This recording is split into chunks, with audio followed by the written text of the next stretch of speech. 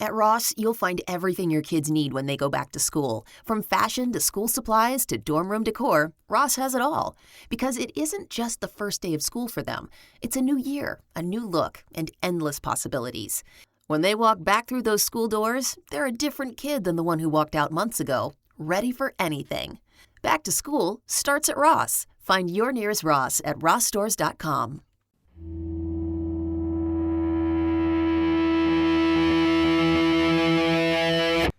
Hello and welcome to this throwback episode of Our Fake History. My name's Sebastian Major, and while we are on a brief summer break, I'm using the opportunity to revisit some classic episodes of the podcast. This week, I am throwing you back to episode number 149, Who Was the Real Stagger Lee? This episode was originally released in late January 2022, right in the middle of Season 7. Now, typically, when I do these throwbacks, I will gravitate to episodes that have been fan favorites. For instance, we just revisited the series on Rapa Nui, or Easter Island, which is a series that generated all sorts of listener feedback when it was first released.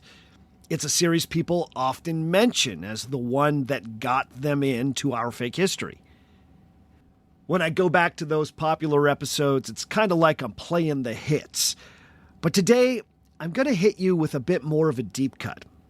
I'm throwing you back to an episode that didn't really generate much conversation when it was first released.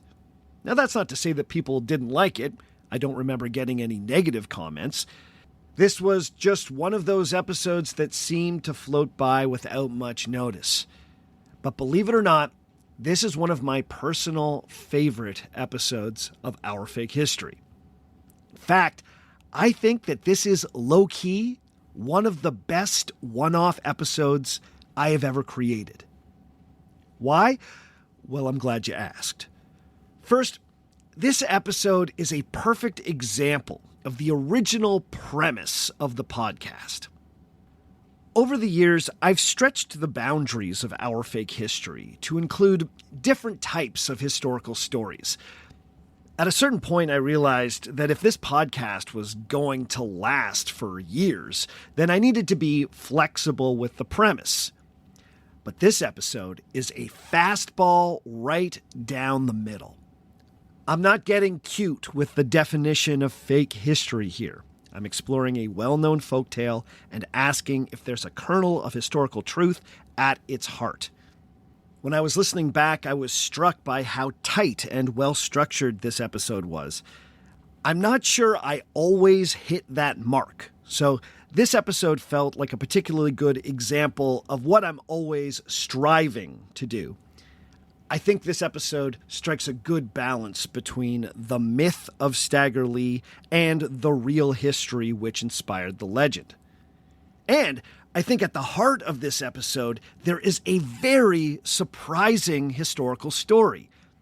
Yes, it's a violent story, but it's also filled with some genuinely hilarious moments.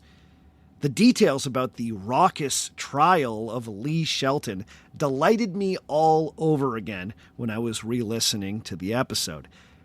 So I think this episode was elevated by all the colorful details that made Stagger Lee a mythic figure in the first place. I also love any stories about the history of music. Stagger Lee is a character who lives in popular songs. It was fun creating an episode where I was able to reference everyone from Mississippi John Hurt to Duke Ellington to The Clash. If I wasn't making a history podcast, I would probably be making a music podcast. So anytime I can combine those passions, I'm a happy camper. This was also an episode that I tried to make personal. As you'll hear, the intro is based around a type of musical autobiography. I put a lot of myself into this particular show, which is always a risk. That can be cringy. But in this case, I'm proud of how it came together. Now, to give you a peek behind the curtain, it was a minor miracle that this episode was completed on time in the first place. The winter and spring of 2022 was one of the most stressful and difficult stretches in the production history of this podcast. This episode was released 2.5 weeks before my second child, my daughter, was born. My son was 2 years old at the time, just about to turn 3. My wife was extremely pregnant, and I was still working full-time as a high school teacher. The fact that we had a 2-year-old and then a few weeks later a newborn sharing our cozy 2-bedroom Toronto apartment meant that it was no longer possible for me to either write or record the podcast in that space. If I was going to work on the podcast, then I needed to leave the house. So, if there was ever a time to take an extended break from Our Fake History, it was right then. But I knew that if I could keep the podcast coming out during that period, then at the end of the school year, I could step away from teaching and make podcasting my full-time gig. If I wanted podcasting to be my full-time job, then I couldn't stop at that particular moment. I just needed to get through a particularly grueling 6-month run. Luckily, I had an incredible friend who owned his own place just around the corner near St. Clair and Dufferin. He had a spare room, which he volunteered as a space where I could make the podcast. We dubbed the new space Studio B, and for most of 2022, that's where I recorded Our Fake History. The night that this particular episode was released, I went right from work to Studio B. I didn't see my wife. I didn't see my kid. I just holed up in my buddy's spare room, and over the course of 4 hours, recorded, edited, then released this podcast. By the end, I was absolutely exhausted. Now, I hesitate to tell you this because I don't think you can hear that in this episode. I was somehow able to hide it. I think. You be the judge. Personally, I feel like this one came across relatively energetic and well-paced. And I'm not saying that just to toot my own horn. I'm honestly shocked that it did, knowing what it took to get this particular episode out into the world. Most of the episodes created for the back half of Season 7 were created under very similar circumstances. But there's a happy ending. My daughter came into the world happy and healthy. I was able to finish the school year and leave my school on good terms. We moved out of the apartment and managed to buy a home in Ottawa. It meant saying goodbye to Toronto, but my wife and I started a much more balanced existence with our kids in a city that we love. And I've been podcasting full-time ever since. Listening back, I was reminded of the struggle, but it feels good to reminisce because, amazingly, we made it through. So, see what you think. Do you agree that episode 149 is secretly one of the greatest episodes of Our Fake History? It's certainly in my Hall of Fame. After you listen, hit me up, let me know what you think. Also, a quick heads up, this episode features some saltier language than is typical for an episode of Our Fake History. As you know, I usually like to keep it clean so people can listen with their kids. This one, I drop some swears. There's just no way to tell the story of Stagger Lee without doing it. So be aware, listener discretion is advised. The new season of Our Fake History begins next week on August 25th, 2026. Join us then for the season premiere of Season 12 when you will get an all-new episode of Our Fake History. In the meantime, please enjoy episode number 149, Who Was the Real Stagger Lee?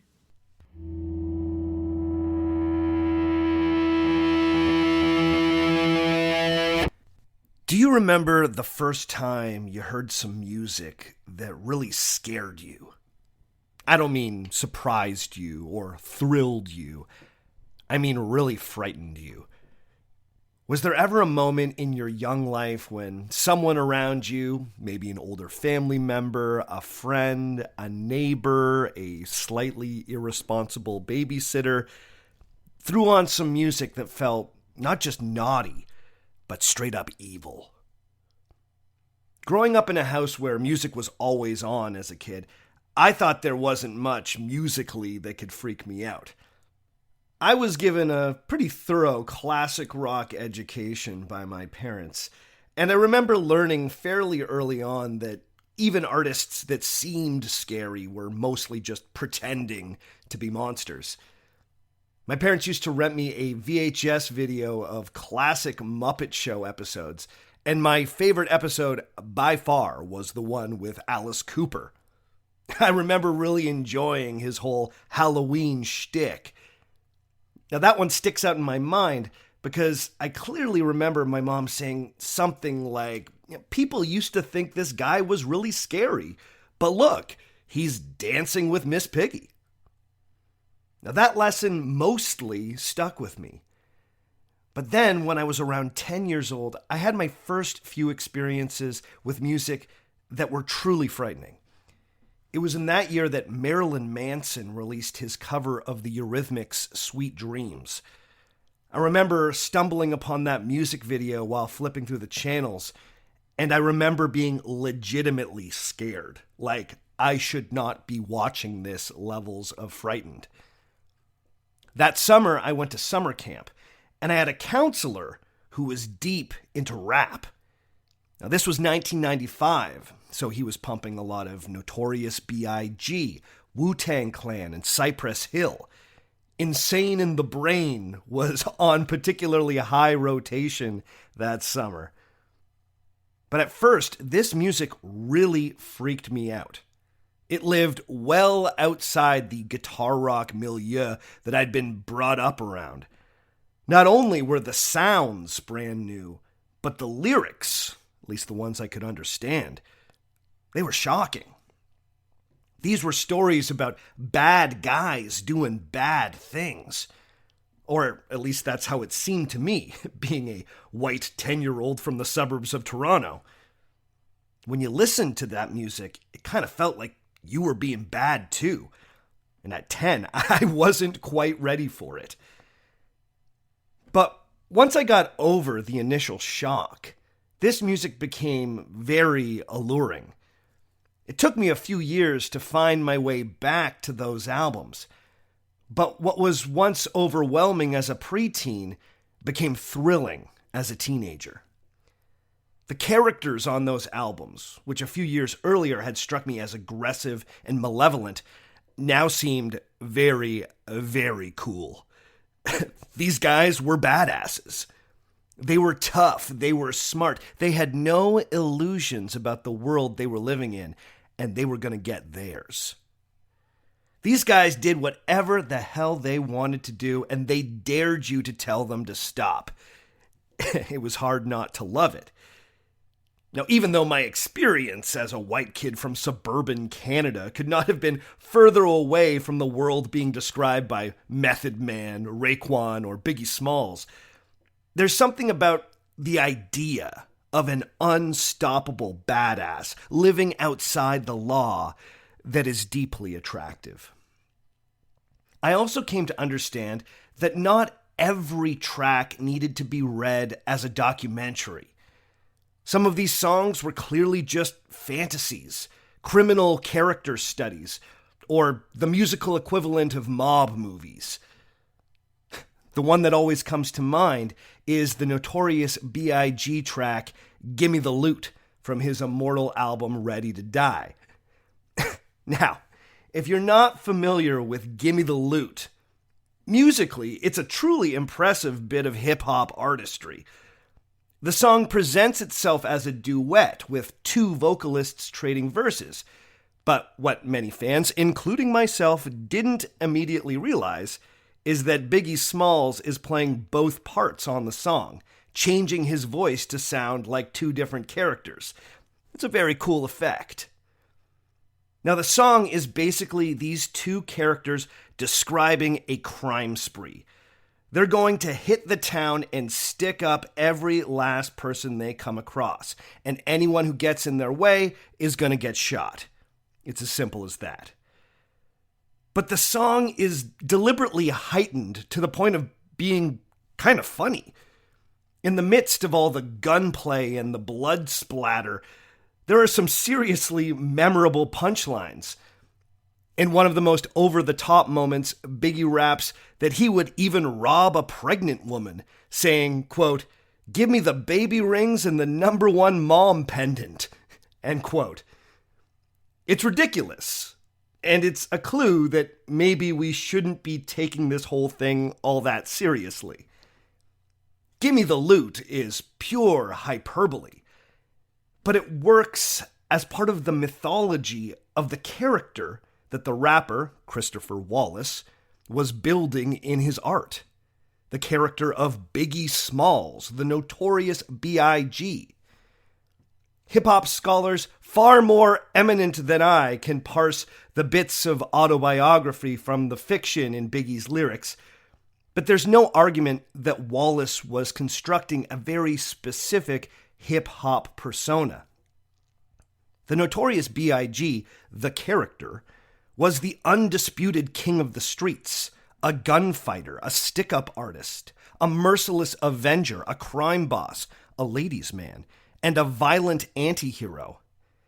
In his lyrics, he presented himself as an unrepentant killer, but he has so much charm and charisma that you can't help but root for him. But Biggie didn't really invent this type of character. Neither did any other artist in the gangster rap heyday. This archetype, the bad man, the outlaw, the unrepentant badass, has a very long lineage, particularly in American music. One of the earliest and surprisingly enduring examples of this kind of character is the figure of Stagger Lee. Songs, poems, and stories featuring the infamous Stagger Lee date back as far as the late 1890s. In different traditions, the character takes on different names. He's sometimes Staxs Lee, Stagolee, Stagolee, or Stagolee. But there's one thing that is usually quite consistent. Stagger Lee is a killer. In some songs, Stagger Lee kills a man to preserve his honor. In others, he exacts righteous vengeance on authority figures who would try to oppress him. But most often, Stagger Lee is depicted killing his victim over little more than a white Stetson hat. The victim is often identified as William Lyons, sometimes Billy or Billy de Lyons. In many tellings, Billy makes the fatal choice of snatching Stagger Lee's prized hat from his head. Sometimes we're told that Stag lost the hat while gambling. Sometimes Billy simply has the audacity to snatch the hat during an argument. In all cases, the matter is settled when Stagger Lee grabs his .44 revolver and puts a bullet in Billy. In the 1920s, Stagger Lee songs started to be recorded for the first time. One of the first ones to find its way onto wax was Mississippi John Hurt's blues number, Stagolee Blues. In one of the more memorable moments in his version of the song, Billy Lyons begs for his life, but Stagger Lee proves to be merciless. There's a line told Stagger Lee, please don't take my life. I got 2 little babes and a darling and loving wife. That bad man, oh cruel Stagger Lee. What I care about your 2 little babes, darling loving wife. You done stole my stetson hat, I'm bound to take your life. That bad man, oh cruel Stagger Lee. If you missed it, the lyrics went, Billy Lyon told Stagger Lee, please don't take my life. I got 2 little babies and a darlin' lovin' wife. that bad man, oh cruel Stagolee. What I care about your little babies and your darling loving wife. You done stole my Stetson hat. I'm bound to take your life. That bad man, cruel Stagolee. Man, there's something about that line where Stagolee tells Billy that he doesn't really care about his kids and his wife. He seems like the grandfather of the character in Gimme the Loot. He might as well tell Billy that he's taken his baby rings and his Father of the Year mug too. There are over 400 songs written about Stagger Lee, Staxs O'Lee, Stagolee, and all of his various aliases. Now, what I find kind of fascinating is there isn't just one Stagger Lee folk song that all these different artists have put their spin on. There's no consistent melody or chord progression, or really many consistent lyrics. The song can really take any shape, so long as it's populated by the same stock characters, who themselves can be shuffled in and out to suit the songwriter. Some versions of the song have Billy, some don't. Sometimes the song comes with a courtroom scene with judges, lawyers, and a jury. Sometimes Stagger Lee has a girlfriend or a wife of his own. Sometimes Billy Lyons is recast as a police officer. Stagger Lee himself is sometimes cast as a hero and other times as a villain. More often than not, the morality of the song is left ambiguous. But in every version, Stagger Lee is always presented as a man who should not be trifled with. Whether he's being presented as a heartless monster or a righteous defender of justice, Stagger Lee never hesitates to pull the trigger. While his story is incredibly malleable, Stagger Lee is consistently a badass. As a piece of American folklore, Stagger Lee sits alongside the likes of giant lumberjack Paul Bunyan or the doomed steel driver John Henry. In blues music, the name Stagger Lee was often used as a quick shorthand for any nefarious or dangerous character. In Ma Rainey's 1926 recording Stagolee Blues, the name Stagolee is used for a no-good ex-lover who was fooling around behind Ma Rainey's back. Now, she does throw in the detail that her ex-man, Stack, would, quote, kill you just for fun, but for the most part, he's just a low-down, cheating man. Considering how adaptable Stagger Lee has proven to be as a character, it should come as no surprise that for decades, many experts simply assumed that Stagger Lee was just that, a character. The question of could there have been a real Stagger Lee seemed kind of ridiculous. Surely no real person could have possibly inspired such a versatile and constantly evolving piece of folklore. But of course, if you're a listener of Our Fake History, you have long ago dispensed with such assumptions. More often than not, our favorite legends tend to spring out of some surprisingly real history. Around a century after the first Stagger Lee songs started to be sung as work chants in the American South, folklorists and historians of the African American experience started to re-examine the question of whether or not there had been a real Stagger Lee. Did a real crime inspire a century's worth of balladry? Could a real man really measure up to the badassery of the Stagger Lee character? Let's find out today on Our Fake History.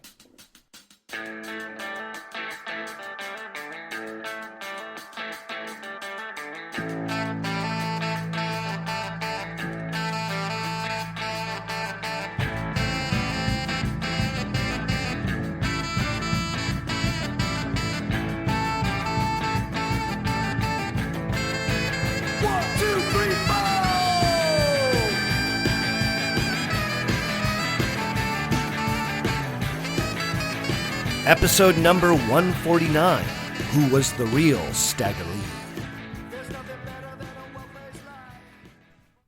Hello and welcome to Our Fake History. My name is Sebastian Major, and this is the podcast where we explore historical myths and try to determine what's fact, what's fiction, and what is such a good story that it simply must be told.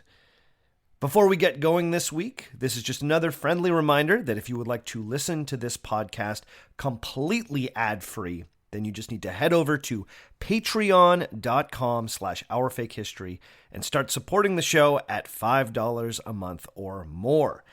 That will get you access to an ad-free feed and a whole bunch of other cool extras. So if that sounds good to you, then please go to patreon.com/ourfakehistory. This week, we are turning our attention to a beloved, if somewhat unwholesome, American folk hero, the gun-slinging Stagger Lee. Now, I use the term hero somewhat loosely here. As I mentioned in the introduction, Stagger Lee is an incredibly malleable character who more often plays the role of a villain in the various renditions of his story. The African-American scholar and the world's premier expert on Stagger Lee, Cecil Brown, has even gone so far as to suggest that Stagger Lee could be seen as the first true American anti-hero, or at least the first African-American anti-hero. You see, Cecil Brown and many others have made the point that the story of Stagger Lee has a particular resonance and importance in America's black community. In his 2003 book, Stagolee Shot Billy, which has been an indispensable source for this show and is going to come up a lot today, Cecil Brown remembers hearing tales of Stagolee, and he uses that particular phrasing of the name, Staxs O'Lee, being performed as dirty toasts by his uncles when he was growing up in rural North Carolina in the 1950s. But significantly, he argues that this wasn't just a quirk of his childhood or something specific to North Carolina.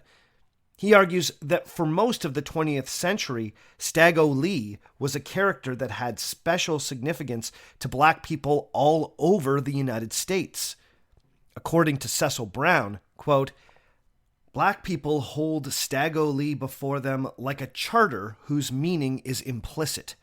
The comment, 'he's just another Staxs O'Lee,' in reference to the actions of a well-known black figure, evokes the black male ethos." End quote. He goes on to argue that as a ballad, Staxs O'Lee evolved over the years in a way that reflected changes in the black American experience. In the 1970s, quote, "it was appropriated by black revolutionaries like Bobby Seale, who used it as a symbol of the enduring black male struggle against white oppression and racism." End quote. Cecil Brown's point is clear. Stagger Lee is far more than just the subject of some naughty songs. He is a myth with deep cultural significance, especially for black Americans. The famous rock critic Greil Marcus has echoed this sentiment, writing that Stagger Lee is, quote, "a story that black America has never tired of hearing and never stopped living out, like whites with their westerns," end quote. The massive number of Stagger Lee songs seem to support this assertion. As I mentioned in the introduction, there are well over 400 known Stagger Lee, Staxs O'Lee, Staxs O'Lee, or Stack Lee songs. If you look at a list of all the artists who have ever recorded a version of Stagger Lee, it reads like a history of blues, jazz, and rock and roll. Versions have been recorded by the likes of Ma Rainey, Mississippi John Hurt, Duke Ellington, albeit as an instrumental, Sonny Terry, Lloyd Price, whose 1959 take on the song was the highest charting version of Stagger Lee. But it's also been tackled by James Brown, Wilson Pickett, Taj Mahal, Dr. John, The Grateful Dead, The Clash, Nick Cave and the Bad Seeds, The Black Keys, and the list goes on and on and on. Personally, I first got to know the Stagger Lee legend through Nick Cave's gobsmackingly pornographic take on the song that stood out on his 1996 Bad Seeds album, Murder Ballads. Now, if you're just getting introduced to Stagger Lee, I would recommend Mississippi John Hurt's Stagolee Blues or Lloyd Price's Stagger Lee as a good starting point for understanding the canon of Stagger Lee songs. But if you want to see just how weird and wild this tradition can get, then you don't want to miss the Nick Cave take on the song, which calls back to some of the dirtier toast versions of Stagger Lee. Just make sure your kids aren't around when you put that one on. But before we get too far away from it, I want to return to this idea of Stagger Lee as an anti-hero. Now, I'm sure many of you are familiar with the concept of the anti-hero, a protagonist who lacks the traditional heroic virtues, be it courage, altruism, or even traditional morality. These days, our entertainment is filled with anti-heroes. Or at least it seemed to be a few years ago. It wasn't so long ago when characters like Breaking Bad's Walter White or The Wire's Omar Little, Tony Soprano, or even R-rated comic book heroes like Deadpool seem to be more the rule than the exception. We may have come full circle on this, by the way. People seem to be gravitating back to more traditional heroes like Chris Evans' Captain America or Tom Holland's lovable take on Spider-Man. But I digress. The point is that in the late 19th century, the anti-hero was still somewhat novel. Cecil Brown has suggested that this very fact may have kept scholars from seriously investigating the real-life origins of Stagger Lee. He writes, quote, "As one of the earliest examples of the anti-hero, Stagolee is a figure who embodies and perpetuates a counterculture. Many scholars do not want to know who the real Stagolee was because he was not a hero. This is as much as admitting that although we enjoy the folk hero, we have no idea how he came to be." End quote. Now, Brown might have a bit of a point here. Over the course of the 6.5 seasons of Our Fake History, I've looked at the history behind a number of figures who are usually assumed to be completely fictional. But pretty much all of them have been traditional heroes. I've examined Theseus, Gilgamesh, King Arthur, St. Patrick, the heroes of the Trojan War, and Robin Hood. Of those, only Robin Hood somewhat breaks the mold of a traditional hero. Now, I looked at these figures largely because I was following the scholarship. So, if my own experience can be taken as any type of evidence, Brown seems to be right that scholars have more often sought to find the real man behind the myth when the myth is unambiguously heroic. In 2003, Brown noted that up to that point, scholars had largely ignored the question of whether or not Stagger Lee had been a real person. The one exception was the researcher John W. Roberts, who in 1989 wrote a book on the Stagger Lee legend. In that book, he identified a man he believed may have been the genesis of the story. However, as Brown points out, Roberts didn't dig all that deeply into the facts of the man's life. Instead, he focused on Stagger Lee's place in American mythology and rock and roll music. Since then, writers like Cecil Brown and the American historian Richard Polenberg have picked up where Roberts left off. They've been able to shed new light on the question of Stagger Lee's origins. It turns out that many of the ballads about the notorious Stagger Lee may have contained more historical truth than many had previously given them credit for. So let's take a quick break, and when we come back, we'll travel to St. Louis, Missouri in 1895 and see how this whole thing got started.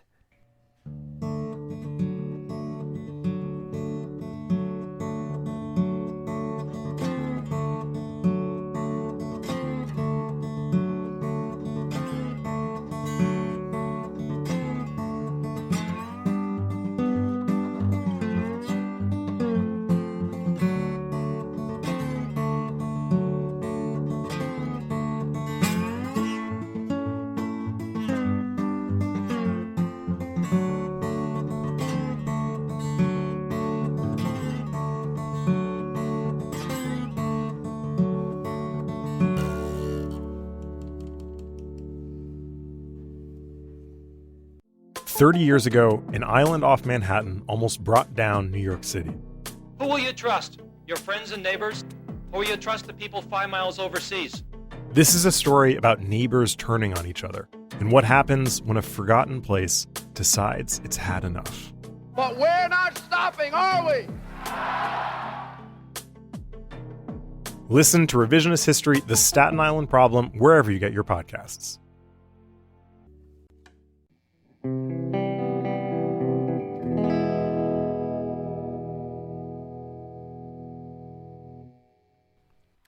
Before we begin our hunt for the real-life Stagger Lee, I think it's worthwhile for us to get familiar with the basic elements of the Stagger Lee legend.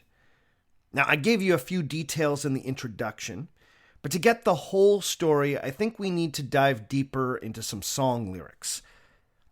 The following is a version of Stagger Lee that was first collected by the American jazz historian Harry Oster in 1959.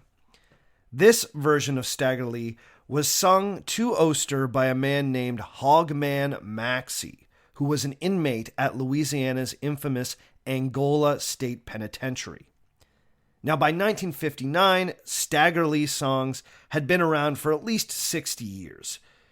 But I'm using this particular version because Cecil Brown has argued that this version is very close to the original, which often only comes through in fragments from earlier sources. So according to Hogman Maxey, this was the story of Stagger Lee. Quote, I was standing on the corner when I heard my bulldog bark. He was barking at two men who were gambling in the dark. It was Stagger Lee and Billy, two men who gambled late. Stagger Lee threw 7. Billy swore that he throwed 8. Stagger Lee told Billy, I can't let you go with that. You have won my money and my brand new Stetson hat. Stagger Lee went home and got his 44. Says, I'm going to go to the bar room to pay the debt I owe. Stagger Lee went to the bar room, stood 4 feet from the door. Didn't nobody know when he pulled his 44. Stagger Lee found Billy. Oh, please don't take my life. I got 3 children and a very sick little wife. Stagger Lee shot Billy. He shot that boy so fast that the bullet came right through him and broke my window glass. Some folks don't believe, oh Lord, that Billy's dead. You don't believe he gone? Just look what a hole is in his head. End quote. Now, as I've said, there are literally hundreds of variations of this song, but this version of the story is the most repeated. Stagger Lee and Billy are gamblers. Stagger Lee loses his hat in a game of chance, or sometimes a game of cards. The hat is always identified as a Stetson, and often more specifically, as a white Stetson. Stagger Lee gets his gun, a .44 revolver, and comes back to confront Billy in the barroom. Billy pleads for his life, but Stagger Lee has no mercy and puts a bullet right through him. Now from there, storytellers get more and more inventive.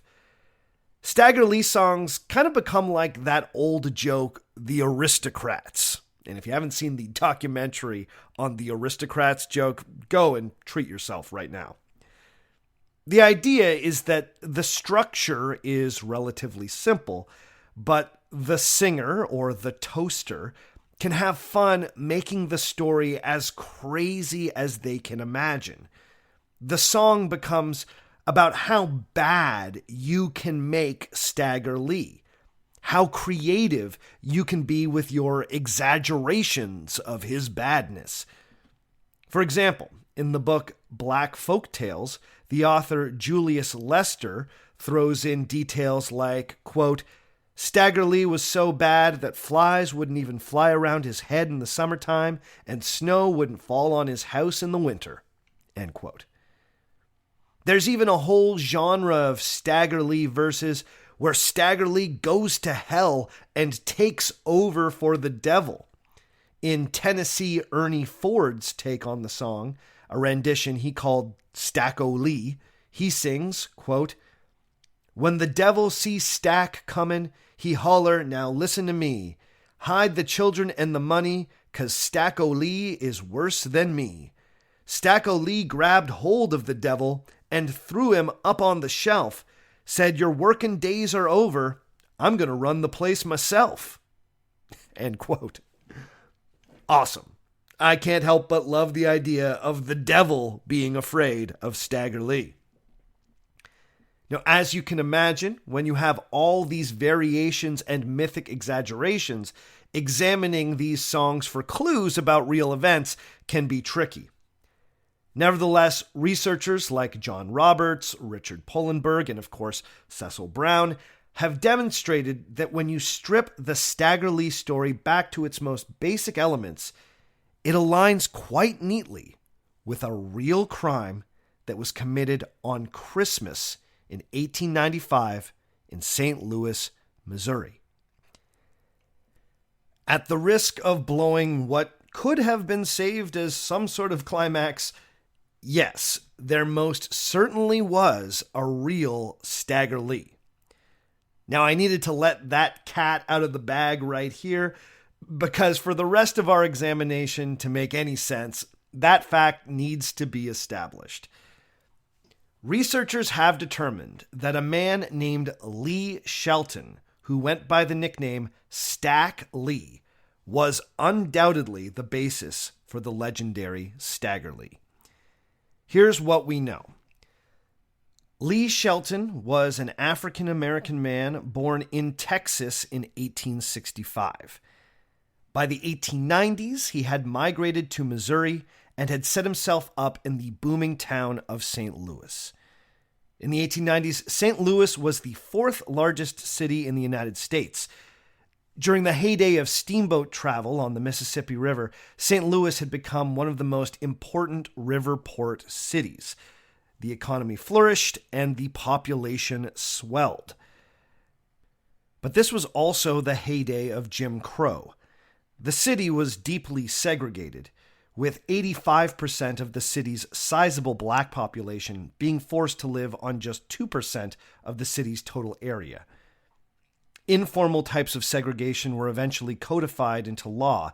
In 1916, the city of St. Louis passed a racial segregation ordinance, which made it illegal for a black person to move to a neighborhood that was already 75% white, and vice versa.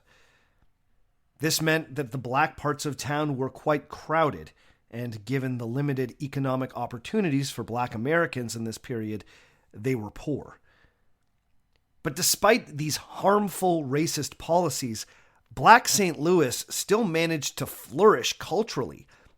Ragtime music, a sound which would come to define the era, was born in St. Louis's black community. Lee Shelton, aka Stack Lee, would settle not far from Lower Morgan Street, a predominantly black part of town, sometimes called Deep Morgan. Soon, he would become a bit of a local character.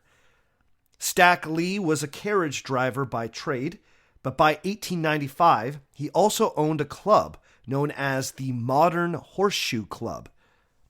According to Cecil Brown, the modern horseshoe was what locals called a lid club, in that they kept a lid on all the seedy business that one could get up to there.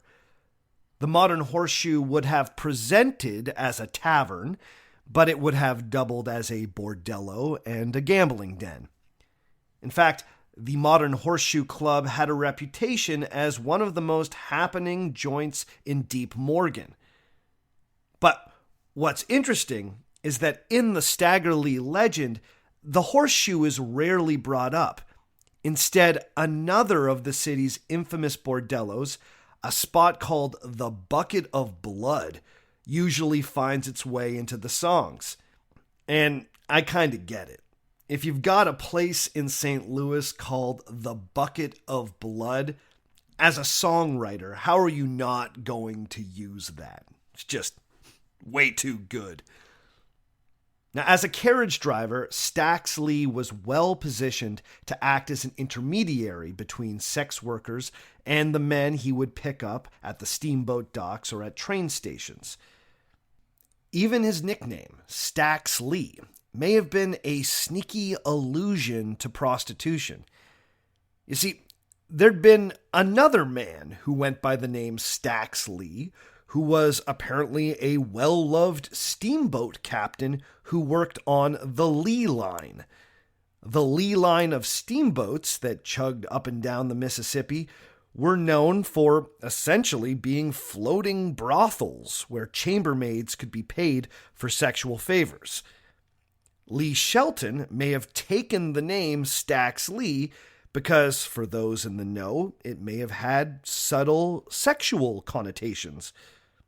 Now, the exact origin of the nickname is unknown, but I thought that theory was worth mentioning. So, Staxs Lee was essentially a pimp, but according to Cecil Brown, he may have been a bit more than that. Brown tells us, quote, Lee Shelton belonged to an exotic group of pimps known in St. Louis as the Macs. The Macs were not just urban strollers. They presented themselves as objects to be observed. End quote. Indeed, Lee Shelton had a reputation as an exceptionally sharp dresser. On Christmas night, 1895, Lee Shelton strolled into a bar called Bill Curtis's Saloon in the Deep Morgan neighborhood. By all accounts, he looked every inch the Mac. Now, unlike the Stagger Lee legend, which usually describes Stagger Lee as an imposing giant of a man, the real-life Staxs Lee stood no more than 5 feet 7 inches and weighed around 130 pounds. He was small, wiry, and he had a crossed left eye. But the man also had a real sense of style. Witnesses would remember that on that Christmas night, Staxs was wearing a bespoke striped suit, a red velvet vest, and perched atop his head was an immaculate milk white Stetson hat.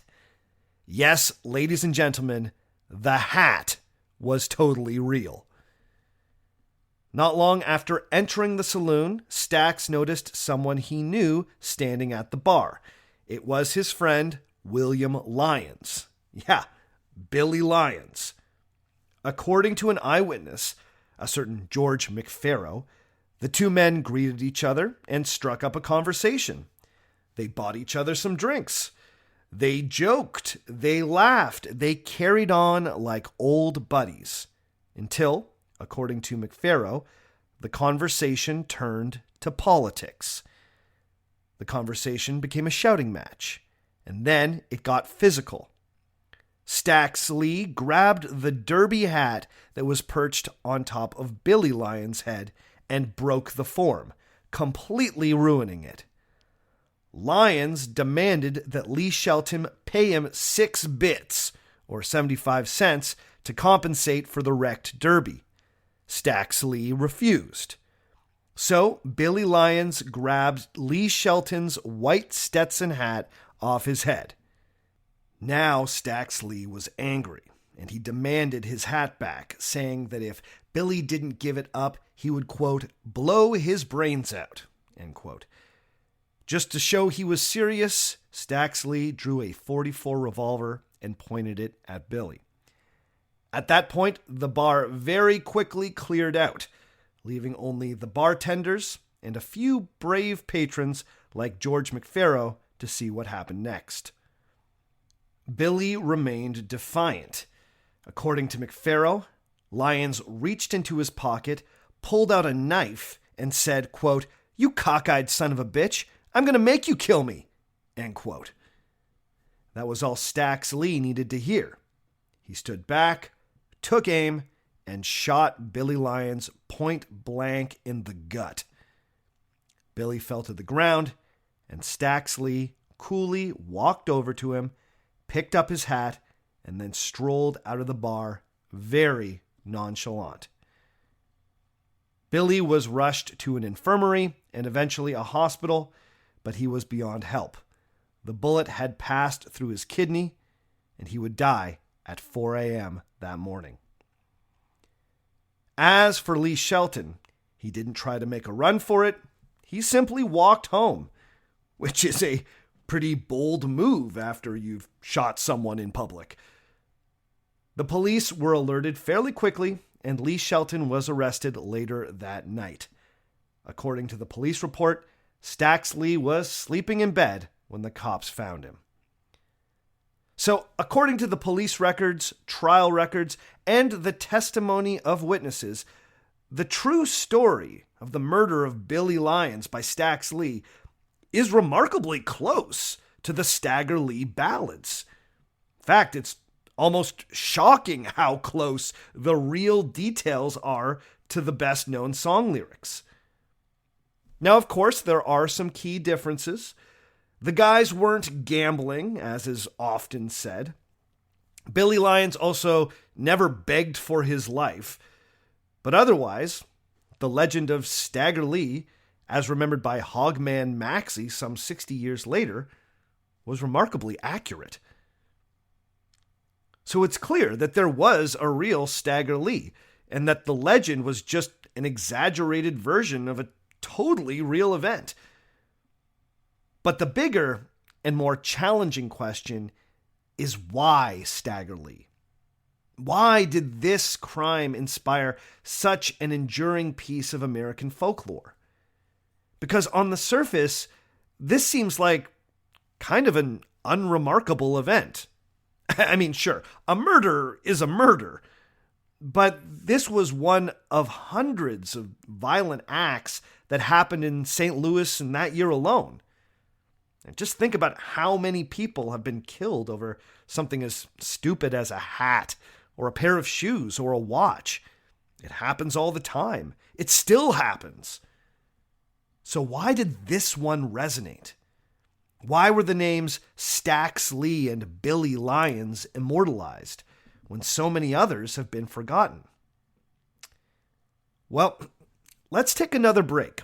And when we come back, I'm going to try out some theories.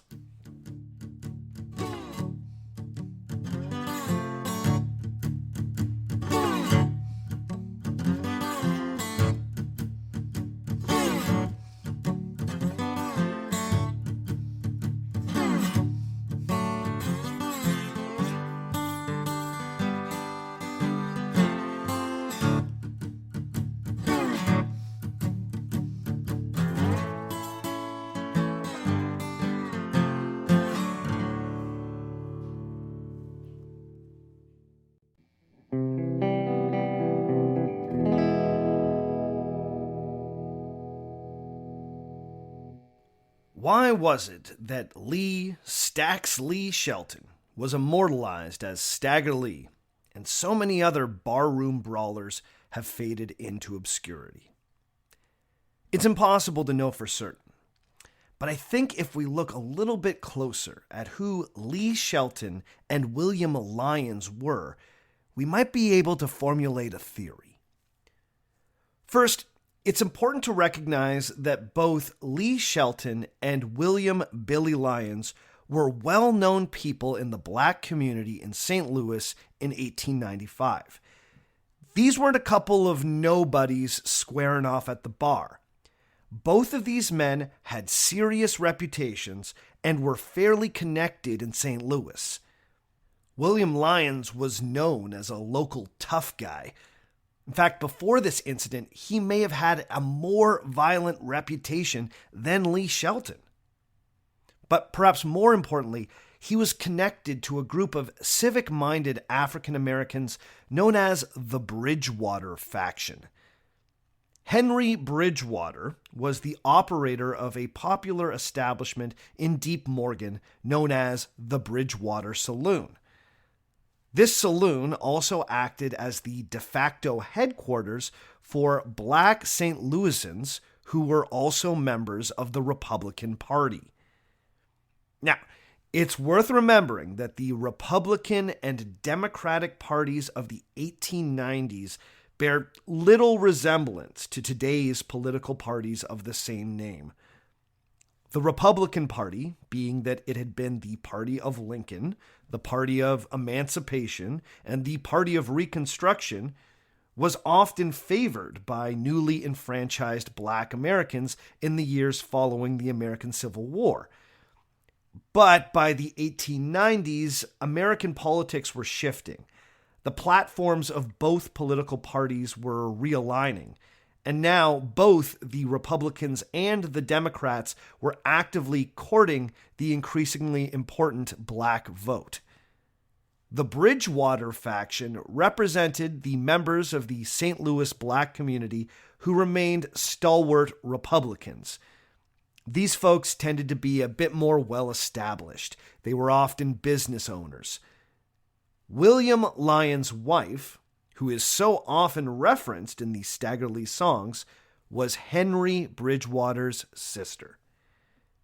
Now, this is worth noting because Lee Shelton was one of St. Louis's most prominent black Democrats. On top of owning the modern Horseshoe Club, he was also the president of something known as the 400 Club. This was essentially a black social club, but it was also well known that the 400s were Democrats. Accordingly, the 400 Club pushed Democratic policies and advocated for the party within the black community. Now, it seems unlikely that the murder of William Lyons was some sort of political vendetta, but when your community's top Democrat murders the brother-in-law of your community's top Republican, you could see how that might raise some eyebrows. Cecil Brown has speculated that this political dimension might account, at least partially, for why this particular crime stuck in the public imagination. Indeed, on December 27th, 2 days after the death of William Lyons, an inquest into the murder was held at the St. Louis coroner's office. The arrested Lee Shelton was greeted that day by an angry mob of roughly 300 black St. Louisans. One journalist described the crowd as the, quote, Henry Bridgewater faction, end quote. So for the St. Louis black community, this wasn't just some random murder. This was a high-profile case where people's sympathies were often split down party lines. But there's more to consider. This case may have stuck in people's memories because of the ensuing trial, or rather, trials. Almost immediately after being arrested, Lee Shelton managed to procure the legal services of a certain Nat Dryden. Now, this was no small thing, as Nathaniel C. Dryden was one of Missouri's best-known criminal lawyers. He was particularly well-known among the St. Louis black community, as he had been the first lawyer in the state's history to successfully get a conviction in a case where a white man had killed a black man. This was a big deal in 1890s Missouri. But Dryden was also well known as a morphine addict and a severe alcoholic. One unfriendly newspaper even labeled him, quote, the wickedest man in Missouri, end quote. So the Staxs Lee trial was sensational. It featured a lawyer who was equal parts famous and infamous.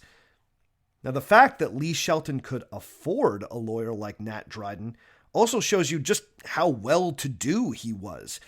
He may have been a pimp, but he seems to have been a successful pimp. At trial, Dryden argued that while it was obvious that Lee Shelton had shot William Lyons, the act had clearly been done in self-defense. The argument must have been at least a little convincing, because after 22 hours of deliberation, the jury could not come to a unanimous decision. 7 jurors believed that Lee Shelton should be convicted for second-degree murder, 2 voted for manslaughter, and 3 held out for an acquittal. Faced with a hung jury, the judge discharged the jurors and ordered a retrial. For observers, it looked like the great Nat Dryden had done it again. But by the time the second trial came around, Lee Shelton could no longer count on the courtroom skills of Dryden. In the few months between trials, Nat Dryden passed away. Now, the story goes that his wife, who was somehow oblivious to Dryden's many addictions, offered him a glass of sherry one night at dinner. This fateful glass of sherry allegedly started him on an alcohol binge that would leave him dead 2 weeks later. Now, that whole story really feels like a historical myth, but I couldn't find out too much more about it, so unfortunately, that's all we got. Either way, Dryden was dead by the time of Lee Shelton's second trial. Now, when Cecil Brown wrote his book on Stagger Lee in 2003, he couldn't find much information at all on Lee Shelton's second trial. But by the time Richard Polenberg published his book in 2015, he had found some pretty incredible stuff. So, here's what we know about the second trial. Once again, Staxs Lee managed to get a very high-profile lawyer. This time, it was a certain Charles Johnson, a man who had once served as Missouri's lieutenant governor. So that's 2 trials with 2 massively famous lawyers defending Lee Shelton. Now, the most dramatic moment of the second trial came during the testimony of one Henry Crump. Crump was one of the few patrons who hadn't fled the bar before Lee Shelton fired his gun. Now, Crump testified that before Lee Shelton shot, William Lyons had pulled a knife. The prosecutor objected, saying that this testimony contradicted an earlier statement that Crump had given to the police. Johnson, Lee Shelton's defense lawyer, countered that the earlier statement had not been made under oath and added, quote, "When it is possible for sneaking detectives to pry around and obtain statements by fraud, it is time for men to be careful," end quote. Well, this enraged the prosecutor, who stood up and moved towards Johnson, saying, quote, "What do you mean by your insulting insinuation?" End quote. To which Johnson replied, quote, "There is a sneaking, cowardly way of sweating or examining prisoners and witnesses outside of courts. It is this system that I am complaining about," end quote. The prosecutor then fired back, quote, "The insinuation is a dishonorable one," end quote, before hauling off and punching Johnson. Johnson then grabbed the prosecutor and shouted, quote, "There was nothing personal in my remark, but if you are looking for a personal encounter, I will give it to you," end quote. The fight had to be broken up by the judge calling for order. Okay. First, Don't you just love 19th century fighting words? Sir, your insinuation is dishonorable. Ha! Well, if you're looking for a personal encounter, I will give it to you. I love it. But I think we should take a moment and recognize the fact that Lee Shelton's second trial featured a fist fight between the lawyers, one of whom was the former lieutenant governor of Missouri. How is that not going to stick in people's minds? I also think it's worth mentioning that the fist fight was essentially over the question of alleged police corruption. I think this is notable because in some versions of the Stagger Lee legend, William Lyons is recast as a corrupt police officer who tries to arrest Stagger Lee even though he hasn't broken any laws. Now, I wouldn't claim that this exchange in the courtroom led directly to that version of the legend, but I think it's worth noting that the idea that Staxs Lee may have been the victim of police corruption was an idea first presented by his lawyer at trial. And the insinuation was so scandalous that it literally caused a fistfight. But despite his crackerjack legal team, Lee Shelton was not so lucky during his second trial. He was found guilty and sentenced to 25 years of hard time. But that wasn't the end of his story.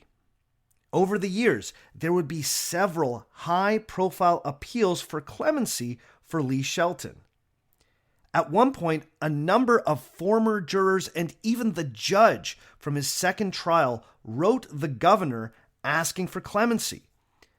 All of these people had kept thinking about the Staxs Lee trial, and all of them had changed their mind about the verdict. They had all decided that Lee Shelton had indeed acted in self-defense. For some reason, they couldn't let this one go. Now, these appeals seem to have worked, and in 1909, after serving 13 years of his sentence, Lee Shelton was paroled. However, only 2 years later, he was back in prison, this time for breaking into a man's house, pistol whipping him, and taking $140. Given that he was on parole, there was no third trial. Lee Shelton was unceremoniously returned to confinement. There he would stay until 1912, when he would die from tuberculosis in a prison infirmary. But by that point, he was already a legend. Now, it's impossible to know whether or not Lee Shelton ever heard any of the songs written about him, but it's entirely possible. Folklorists have determined that Stagger Lee songs were being performed as early as 1897. It's not out of the realm of possibility that Lee Shelton saw himself, or rather heard himself, become a myth. So let's put this all together. Why did Staxs Lee shooting Billy Lyons become the piece of American folklore that it has become? Well, first, let's not overlook the obvious. Lee Shelton owned a place that was a key part of the St. Louis black nightlife. It was a place where musicians performed, where ragtime and blues were being born. His case would have been well known to the people who were making music that would go on to be incredibly popular. Second, Lee Shelton and William Lyons were just famous enough. This murder meant something to the people of St. Louis, especially the black community. Even at the time, people saw it as representing a confrontation between the Republicans and the Democrats. Even back then, people thought it was about more than just a hat. Both of Lee Shelton's trials were very memorable and featured some of Missouri's best-known lawyers. In fact, I'm a little surprised that they became as obscure as they did. They were basically forgotten until researchers unearthed the trial records in the early 2000s. Information from that second trial only came to light a few years ago, thanks to Richard Polenberg. Nevertheless, if you were a contemporary in the 1890s following the Lee Shelton case, there's no doubt that the news about these trials only made the crime all the more memorable and worth immortalizing in song. But when I say these two men, Stax and Billy, were just famous enough, what I mean is that they were notable enough to be remembered, but obscure enough to quickly become eclipsed by the legend. If these men were really famous, then certainly the crime would have been remembered, but the tale may not have grown as a piece of folklore. These guys were well known in St. Louis, but outside their city, they were far more anonymous. This anonymity allowed them to become archetypes. Stagger Lee could become every badass gangster, because most who heard the song outside of St. Louis didn't know much about the real guy. He was famous enough to have his crime-inspired songs, but obscure enough for those songs to quickly depart from the facts of his life. But of course, this is just an idea, an attempt to make sense of something that just might not make much sense. Maybe I'm overthinking it. Wouldn't be the first time. Maybe Stagger Lee is immortal because at the end of the day, there is a very simple moral to the story.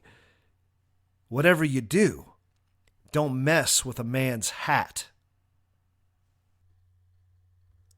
Okay, that's all for this week. Join us again in 2 weeks' time when we will explore another historical myth. Before we go this week, I need to give a very special shout out to the following people. Big ups to Mark Rosen, to Benjamin Deakins, to Kaylee Close, to Ace, to Lucy Weinstein, to Sam Wempe, to Brian Schultz, to AJ Lavoie, to Scott Go, to Tobias Kuhne, to Axel Z, and to William Betchley. All of those folks have decided to pledge at $5 or more every month on Patreon, so you know what that means. They're beautiful human beings. Thank you for your support. Thank you to everyone who supports this show at all the different levels on Patreon. Thanks to everyone who makes one-off donations through the website at ourfakehistory.com. Thanks to everyone who goes to the TeePublic store and buys the merch. Go to tpublic.com/store/our-fake-history, or just go to the website, follow the link. Way easier. And also a big thank you to anyone out there who is writing nice reviews about the show, who's chatting about the show on social media, who's telling their friends about the show. You know, that's how this show has managed to survive, is people have been spreading the word now for a number of years. So let's keep it going. If you want to get in touch with me, you can always send me an email at ourfakehistory@gmail.com. You can reach out to me on Facebook. That's facebook.com/ourfakehistory. You can find me on Twitter at ourfakehistory, and you can find me on Instagram at ourfakehistory. The theme music for the show comes to us from Dirty Church. You can check out Dirty Church at dirtychurch.bandcamp.com. All the other music you heard on the show today was written and recorded by me. My name is Sebastian Major, and remember, just because it didn't happen doesn't mean it isn't real.